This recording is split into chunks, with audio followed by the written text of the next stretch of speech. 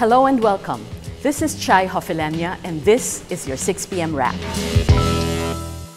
Ombudsman Conchita Carpio Morales affirms the filing of criminal charges against former Philippine National Police Chief Alan Purisima and sacked Special Action Force Chief Getulio Napeñas. The Ombudsman says the two police officers deserve scant consideration. Morales adds Purisima's active participation and supervision of Oplan Exodus, quote, violated the PNP chain of command and amounted to usurpation of official functions. She says Napeñas' dealings with Purisima made him liable as, quote, a cohort of Purisima in usurping official functions. Both face a fine equivalent to a year's salary and charges of grave misconduct, gross neglect of duty, and conduct prejudicial to the best interest of the service. President Benigno Aquino rejects the bill increasing nurses' pay because of dire financial consequences. The increase in nurses' pay is already mandated by Executive Order No. 201, Series of 2016.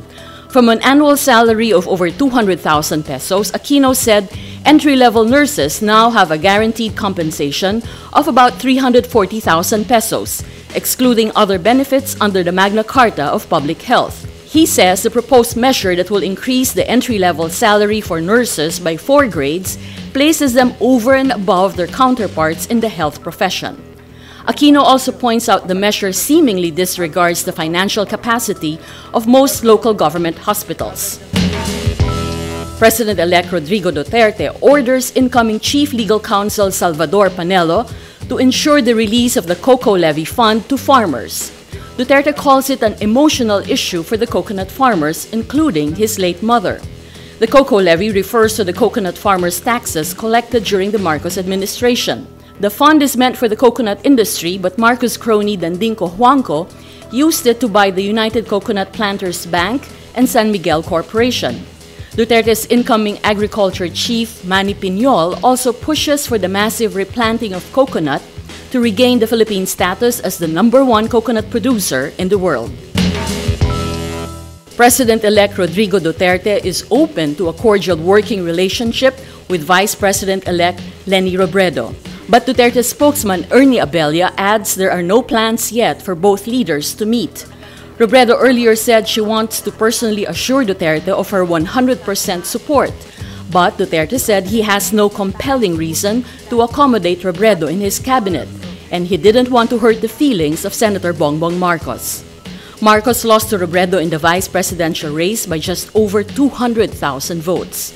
Duterte and Robredo will have separate inaugurations on June 30. Egyptian officials say searchers discovered debris of the missing EgyptAir.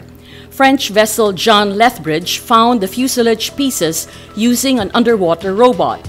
France's aviation agency earlier said the plane transmitted messages indicating smoke in the cabin minutes before disappearing from radar screens.